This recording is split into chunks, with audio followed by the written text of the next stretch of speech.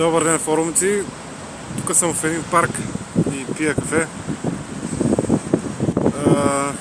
Защото когато си искаш да пусна някакъв коментар, видеокоментар, разбира се, казал съм му какво може да стане, ако той и другия попа и там продължават да засяжат. Нещата няма да свършат добре за никой от тях двамата. Това не е заплаха, това са думи. Това са мои думи. Те си ми могат да направят сметката. Да не си мисля, че съм толкова страхлив и наивен и глупав и така. Така че най-добре предлагам и на двама ви да престанете се ебавате, защото не знаете с кой си имате работа, първото което е. И така. Ако нещо, по-късно пак мога да отговоря на въпросите.